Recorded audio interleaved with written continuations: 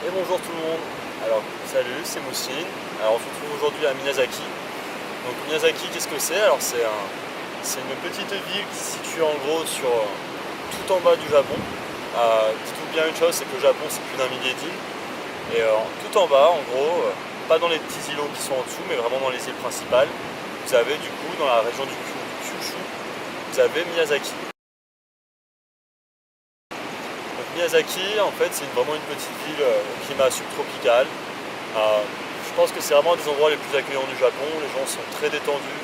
Le style vestimentaire est à base de craquettes toute l'année. Donc voilà, c'est un peu comme dans les dom-toms pour nous en France. Le rythme de vie est vraiment beaucoup plus soft et beaucoup plus tranquille que dans les grandes villes japonaises. Qu'est-ce qu'on peut dire d'autre? C'est une ville qui malgré tout reste assez grande, il y a quand même de quoi faire. C'est quand même grand en fait, hein, vraiment. Il y a vraiment quand même de quoi faire, clairement. Au niveau activité, que ce soit au niveau activité, au niveau tourisme, il y a vraiment énormément de choses à voir et énormément de choses à faire. C'est vraiment un endroit que je recommande. Et moi aujourd'hui, si je vous parle de Miyazaki, c'est surtout pour vous parler de surf. Alors Miyazaki, qu'est-ce que c'est pour moi niveau surf? Pour moi, c'est un peu la place idéale au Japon pour surfer toute l'année.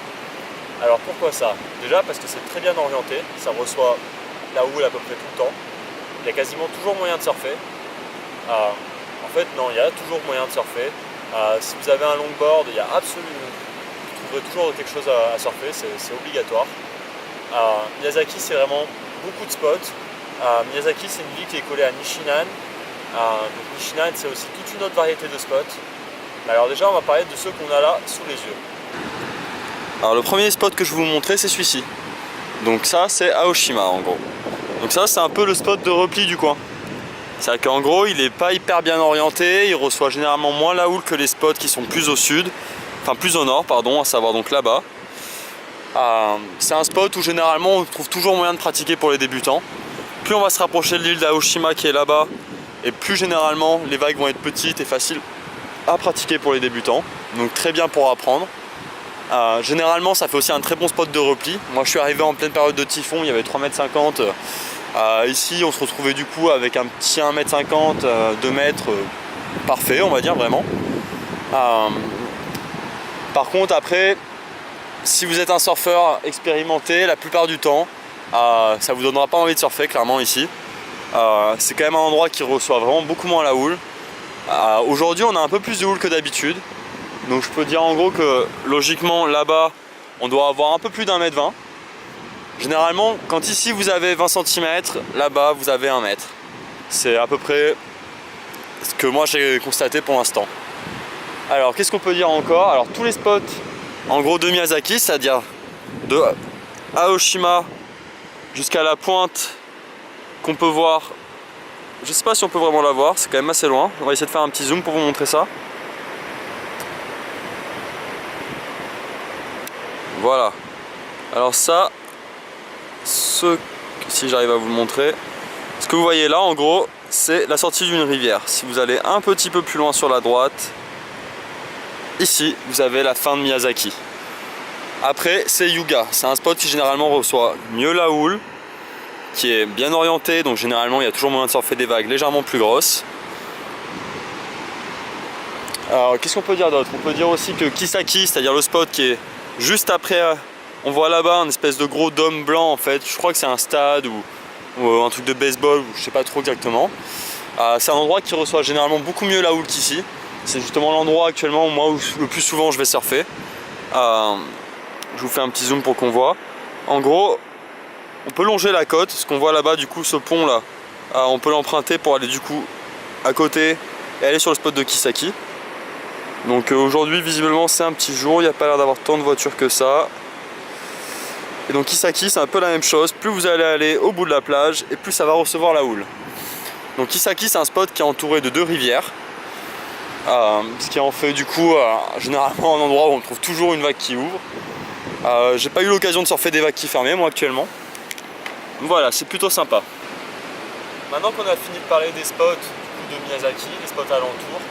Donc là en gros on a vu Aoshima, le spot de repli, Kisaki. Ensuite je crois que c'est Kaeda. C'est un autre spot qui est qui est quand même plutôt sympa aussi, qui reçoit un tout petit peu plus la houle que Kisaki. Ce qu'on peut voir aussi, je ne sais pas si vous voulez montrer avant, je vais vous refaire un plan dessus pour que vous voyez, c'est qu'ici on a un sable noir. C'est pas du tout un sable blanc et fin, c'est un sable qui est assez compact. Donc, généralement, il peut encaisser il est assez compact, il peut encaisser des houles qui sont quand même assez grosses. On peut surfer ici jusqu'à 3,50 m, 4 m, la houle tient, on trouve des vagues qui ouvrent, qui déroulent pas à toute vitesse, pas de vagues qui barrent en tout cas. Donc vraiment, on peut dire que c'est un endroit quand même plutôt sympa. On a un autre spot ici qui est très intéressant, la houle est très grosse. C'est en gros, vous avez vu qu'il y avait l'île de Aoshima qui était là-bas, qui est d'ailleurs absolument à voir, qui est magnifique. Il y a un superbe sanctuaire à voir là-bas, c'est vraiment très très joli. Et en gros, là-bas, c'est un riff. Et quand c'est très gros, il paraît qu'il y a une superbe droite qui passe, et même de temps en temps, une gauche, quand il y a la marée haute, de l'autre côté. Donc un superbe endroit aussi pour surfer. Ensuite, du coup, si on part plus dans le sud, on va aller dans la direction Nishinan. Donc là, on va aller vers des spots qui commencent à avoir une certaine notoriété, notamment Currain Point, qui a été découvert par Tom Curran, qui est un spot tous les surfeurs se barrent surfer quand on a des gros typhons qui arrivent. C'est vraiment un spot bien consistant, qui fonctionne bien, qui offre une belle droite et surtout une longue gauche bien tubulaire, plutôt sympathique vraiment. Ensuite, on va avoir vraiment beaucoup de spots de riff à suivre. Plus on va approcher vers Nishinan et plus on va se retrouver avec des spots de riff. Malgré tout, en allant vers Nishinan, on retrouve quelques spots qui peuvent être bien pratiques. Je pense notamment à Ibi, c'est une petite baie de sable blanc où du coup c'est un peu abrité du vent, donc les jours qui sont un peu ventés comme aujourd'hui, on peut trouver à surfer des vagues avec un plan d'eau plutôt clean. Donc vraiment plutôt intéressant. Donc vraiment, moi je vous recommande vraiment cet endroit-là au Japon. Je pense que c'est vraiment un bon endroit pour se faire un trip surf et découvrir le surf au Japon. Ça nous donne beaucoup d'opportunités. On peut vraiment surfer absolument tout le temps. Les rares jours où vraiment il n'y a pas moyen de surfer, on a de sacrés skateparks à Miyazaki, donc il y a quand même de quoi se défouler. Si jamais il y en a d'autres parmi vous qui ont un peu regardé sur internet, qui ont comme moi grandi avec les skateurs pour surfeurs, et qui avaient à l'époque fait la recherche de où était cette vague, je parle bien sûr de la vague artificielle au début du jeu, c'était ici, mais malheureusement elle n'existe plus, ça a complètement disparu, donc ne partez pas à la recherche de la vague artificielle. J'ai été déçu, vous le saurez aussi. Sinon, qu'est-ce qu'on peut dire d'autre? Miyazaki, du coup, on est situé sur la côte est japonaise, donc on est quand même, on reçoit généralement toutes les houles de l'océan Pacifique. Il y a quand même un petit point à retenir, c'est que là, généralement, les vagues sont vraiment plus sympas quand la houle est légèrement orientée sud. L'avantage de Miyazaki aussi, c'est qu'on est dans le sud du Japon. Il y a un aéroport, donc on peut arriver directement à Miyazaki.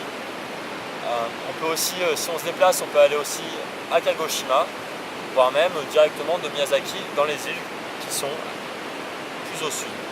Je pense notamment à Okinawa, ou alors à d'autres îles beaucoup moins loin, comme Tanegashima, ou encore... je vous retrouverai le nom et je vous mettrai ça avec une petite notification. Là, en gros, vraiment, c'est vraiment un endroit très sympathique. Les Japonais ici, les surfeurs sont très accueillants. On pense souvent, on a déjà entendu, peut-être que certains d'entre vous ont déjà entendu dire que les Japonais étaient prêteurs au niveau des vagues. Alors c'est plus que ça, c'est même qu'ils ont envie de partager en fait. Pour un Japonais, c'est des bouddhistes, hein, donc les embrouilles dans l'eau, les histoires que nous on connaît en France, eux ils les connaissent pas. Il y a vraiment un esprit surf du partage, d'avoir envie vraiment de partager un bon moment avec les autres. Souvent quand on va à l'eau, c'est pas la peine d'aller dans son coin, d'essayer de se mettre au pic et de vouloir parler à personne. Généralement les Japonais ont envie de venir vous parler, de discuter avec vous, ne serait-ce que de savoir d'où vous venez, et c'est vraiment pas par mauvaise intention. Malgré tout, comme partout, il peut exister 2-3 vieux surfeurs qui ont grandi dans un Japon assez fermé, un Japon qui était vraiment assez tourné vers lui-même, et qui ont qui kiffent pas forcément les gaijins. Alors les gaijins, c'est les étrangers, Donc malgré tout, moi je les ai pas encore croisés, je surfe là absolument tous les jours, donc je sais pas, en tout cas un gars qui habite ici, un étranger, m'a dit qu'il s'était déjà fait une fois suivre et qu'il avait déjà piqué des trucs dans sa voiture. Mais bon, c'était pas le mec le plus accueillant que j'ai vu dans l'eau non plus. Donc je sais pas si c'est pour ça ou si c'est parce que c'était vraiment un étranger. Mais en tout cas, c'est vraiment une place, un endroit très accueillant. Si vous venez, actuellement on est au mois de novembre, je suis en short claquette.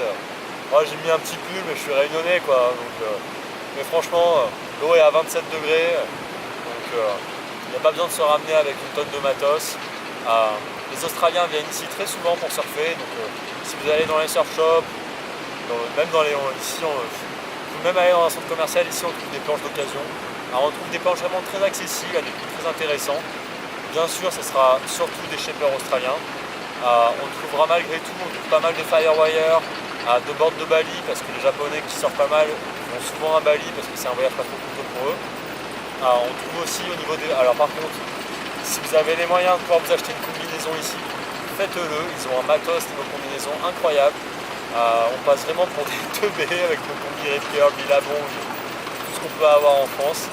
Je crois que eux, avoir une couture qui se défait, ils savent pas ce que c'est vraiment. Vous ne trouverez jamais deux Japonais avec la même combi. Alors vraiment, si vous avez l'occasion, achetez-vous une combi ici. Ça sera de la super qualité. Même si honnêtement, si vous n'êtes pas trop frileux, un top, ça suffira. Alors voilà, c'était tout pour la petite présentation de Miyazaki. Donc je reviendrai bientôt pour vous parler un peu de cette ville et du surf ici. Sachant que là on est mercredi ou jeudi et samedi on a 3 mètres de houle qui arrivent, donc belle session en perspective. Donc voilà, on se tient au courant, on se voit bientôt et voilà. Je vous souhaite de partager le même truc que moi, un de ces quatre. Vraiment, c'est vraiment un endroit super. Allez, ciao YouTube!